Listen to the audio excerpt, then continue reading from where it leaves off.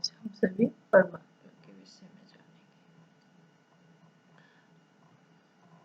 आज तक हम सभी ने परमात्मा के बारे में बहुत सारी बातों का एक अपने आप में बना रखा है कि परमात्मा ये करते हैं, परमात्मा ये नहीं करते हैं, या परमात्मा सर्वव्यापी है,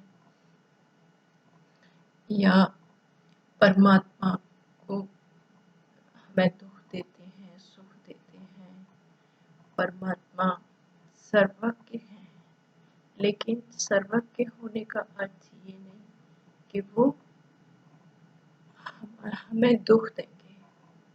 वो सर्वज्ञ का अर्थ है कि वो सब कुछ जानते हैं, लेकिन जानना चाहें तो।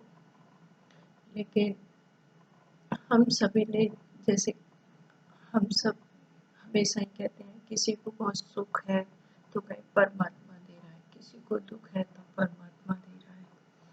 लेकिन ऐसा नहीं है। भगवान ने हमें कर्म फिलॉसफी समझाई है। भगवान ने हमें सत्य कर्म, सत्कर्म क्या है, विकर्म क्या है, इसका ज्ञान दिया है परमात्मा ने। लेकिन मनुष्यों ने अपनी जिसकी जितनी बुद्धि है उसके अनुसार उसने अपने आप में उस ज्ञान को धारण किया है और उस अनुसार उसका प्रयोग किया है जीवन में।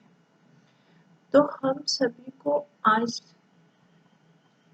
एक ये सोचने का, ये एक समझने का विषय है कि वास्तव में परमात्मा विवेक के द्वारा या अपने अनुभव के द्वारा हम जानेंगे कि परमात्मा क्या करते हैं, क्या नहीं करते।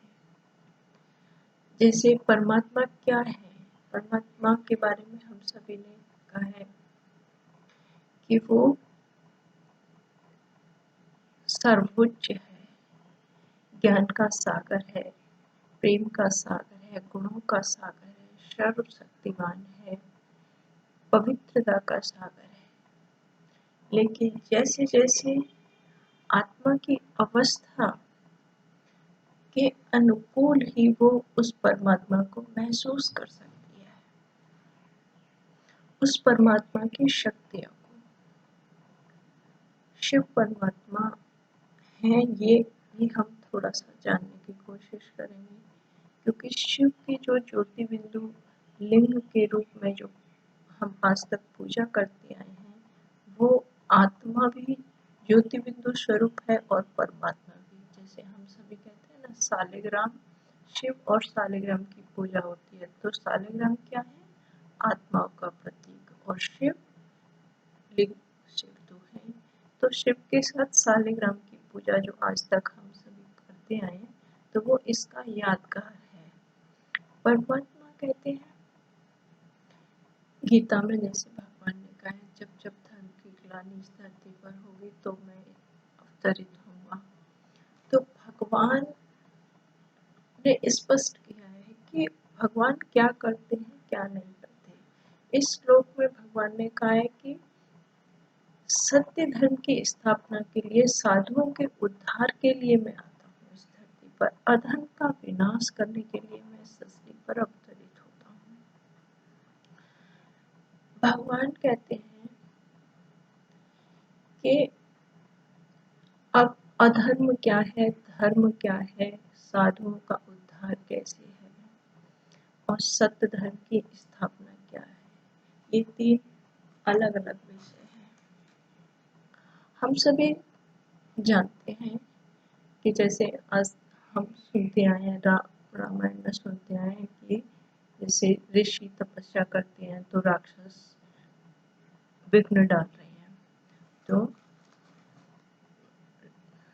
बस ऋषि राम को लेके आए और उन्होंने उनकी जैसे रक्षा की, ये सभी जानते हैं। तो ये एग्जाम्पल है एक तरह से। तो हम के साधुजन जो आज आसुरी वृत्तियों से इतने प्रताड़ित हो रहे हैं या दुखी हो रहे हैं, तो उनके उद्धार के लिए भी तो परमात्मा को ही आना पड़ेगा। क्योंकि राम के रूप में जो हम कहते हैं, राम के रूप में वो परमात्मा ही तो है कि वो इन आसुरी शक्तियों से हमारी रक्षा करते हैं। ऋषि क्या है? साधुओं का जो है उनका उद्धार करना या उन्हें उनकी रक्षा करना, साधु जनों का मतलब सभी। कोई हम एक ऋषि मुनि उनकी बात नहीं, ये तो एक एग्जाम्पल है कि जो भी मानवता आज जहाँ वशीभूत है इन आसुरी संस्कारों के, आसुरी, हम सब जानते हैं कि आज समाज में क्या हो रहा है, उसे ज़्यादा वर्णन करने की आवश्यकता नहीं है, संक्षिप्त में हम समझ सकते हैं इस बात को कि भगवान सत्य धर्म क्या है। जो सत्य अर्थात सत्य परमात्मा को कहा गया है, जो हमेशा है। हमेशा क्या है? आत्मा, परमात्मा, प्रकृति, ये तीन चीजें संसार में हैं, हमेशा से थी और हैं और रहेंगी। बाकी की सारा एक परिवर्तनशील है। सब कुछ जो भी ये भौतिक संसार दिखाई देता है प्रतिक्षण परिवर्तनशील है, लेकिन आत्मा में जो आत्मा अजर अमर अविनाशी सदा है, वस्त्र बदल बदल करके ये संसार में नाटक कर रही है या अपना पार्ट बजा रही है। तो आत्मा जब अनादि रूप में इस सृष्टि पर आई थी, आदि रूप अनादि रूप क्या है? जो आत्मा का स्व है, और आदि रूप जब इस संसार में पहली बार जब आत्मा परम धाम से आई होगी तो उसका वो आदि स्वरूप होगा। जैसे हम कहें कि कोई भी नया घर होता है, एक नया घर है और 10 साल बाद उसे आप देखेंगे या 20 साल बाद या 30 साल बाद या 50, तो एक समय अंतराल ठीक ऐसे ही आत्मा जब अपने घर से परम धाम से इस सृष्टि में आई तो उस समय उसकी अवस्था क्या थी और आज क्या है। तो सनातन जो हमारी आत्मा की स्थिति थी, संपूर्ण पवित्र, संपूर्ण शांति के स्वरूप, सुख स्वरूप, प्रेम स्वरूप, आनंद स्वरूप, गुण स्वरूप, सर्व शक्तियों से स्वरूप संपन्न थी आत्मा। और आज जो स्थिति है वो हम सभी जानते हैं, क्योंकि इन दिव्यताओं के कारण ही आत्मा देवत्व को प्राप्त है। ये दिव्यताएं नहीं है तो वो मनुष्य मन के वश है, जैसे मनुष्य कहलाते हैं या जो भी, और जिनके अंदर अवगुण है वो आश्चर्य व्यक्ति से कहलाते हैं। तो सनातन सत्य क्या है? शाश्वत सत्य क्या है? हमारी आत्मा की निज अवस्था जो परमात्मा ने हमें दी थी। जैसे एक दूसरे उदाहरण से हम समझ सकते हैं, एक बच्चा, एक राजा अपने बच्चे को बहुत सारी संपत्ति देता और खुद वानप्रस्थ में चला जाता है। ठीक ऐसे ही उस परमात्मा ने हमें सारी आत्मिक शक्तियाँ, स्थूल शक्तियाँ, सब कुछ दिया था और धीरे धीरे हमने इस संसार के नाटक में सब कुछ खत्म करके अब आज ये अवस्था आई। तो परमात्मा पुनः हमें उस अनादि आदि अवस्था को देते हैं। तो ये परमात्मा करते हैं, कोई व्यक्ति नहीं करता, कोई किसी साधना से नहीं कर सकते आप, स्वयं परमात्मा का ही काम है। धर्म की की स्थापना करना, सनातन धर्म की स्थापना करना। तो धर्म की रक्षा के लिए जो हमारा सनातन धर्म है उसकी स्थापना करना, ये परमात्मा का कार्य है। दूसरा हम कहेंगे कि परमात्मा के कर्तव्य क्या है? स्थापना, पालना, विनाश। ये सभी जानते हैं कि ब्रह्मा विष्णु शंकर परमात्मा के ये तीन स्वरूप हैं या कार्य हैं कि परमात्मा ब्रह्मा द्वारा नई सृष्टि की स्थापना करते हैं जिसे हम सनातन धर्म कहते हैं, विष्णु द्वारा उस सृष्टि की पालना करते हैं और शंकर द्वारा इस आसुरी सृष्टि की विनाश या आसुरी जो भी वृत्तियां हैं, अवगुण हैं, उनका विनाश करते हैं। तो उसमें तो सत्य की स्थापना करना ये परमात्मा का कार्य है। दूसरा, हमने परमात्मा के बारे में कह दिया है कि मूल रूप से ये हम सब कहाँ से, जब स्वयं परमात्मा ही हमें ये ज्ञान देते हैं, क्योंकि आत्मा में ये शक्ति नहीं है कि वो उस परमात्मा के बारे में जान सके। स्वयं परमात्मा ही हमें बता सकते हैं। जैसे जैसे जैसे कहते हैं ना, व्यास हमारे उन्होंने ये वेद शास्त्र, तो उन परमोच्च जो अवस्था होती है, उच्च जो अवस्था होती है योगी ऋषियों की, तो वो जो देखते हैं वो लिखते हैं। तो वेद उपनिषद उन्होंने लिखे, तो उनमें ये वर्णन है। लेकिन परमात्मा खुद आकर के हम बच्चों को, हम उनके बच्चे हैं, तो वो हमें पढ़ाते हैं, वो हमें बताते हैं। तो इसका ये उनका कार्य है। तो ये हम किसी व्यक्ति का या किसी खास, आप बहुत थोड़े गहराई से या ये महसूस करेंगे कि सिर्फ परमात्मा के अलावा इस सृष्टि में किसी का भी एक अस्तित्व नहीं है। आत्मा, परमात्मा, प्रकृति, ये तीन चीजें हैं। तीनों से मिलकर ही ये संसार बना है। भगवान कहते हैं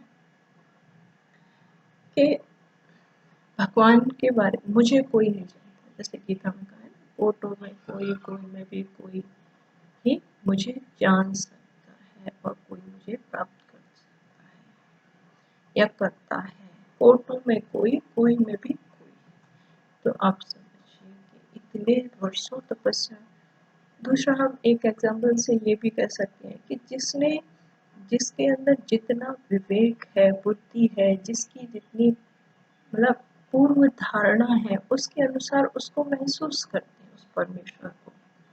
जैसे एक हाथी को एक मतलब 4-5 थोड़े लोग देखें, या जिनके पास नेत्र नहीं है वो लोग देखें, तो वो और फिर उनसे तो किसी ने उसके सामने सूंड पकड़ी, पूंछ पकड़ी, या किसी ने, तो ठीक ऐसे ही वो परमात्मा का विराट स्वरूप, तो किसी ने कुछ महसूस किया, किसी ने कुछ महसूस किया, और उसके अनुसार उन्होंने हम सब को जैसे संसार में वर्णन किया है कि परमात्मा ये है, परमात्मा वो है।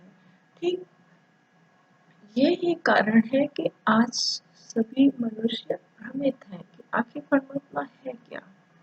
जैसे वो लोग वर्णन करते हैं कि परमात्मा के बारे में यथार्थ पूरा तो किसी ने नहीं, जिसने जो चीज महसूस की उसी हिसाब से वर्णन किया, क्योंकि उनके पास, तो मनुष्यों के पास भी तो बुद्धि नहीं है ना इतनी कि वो परमात्मा को जान सके। जितनी जिसकी समझ है उसके अनुसार वो वर्णन करते हैं, महसूस करते हैं, तो वर्णन आपको करते हैं।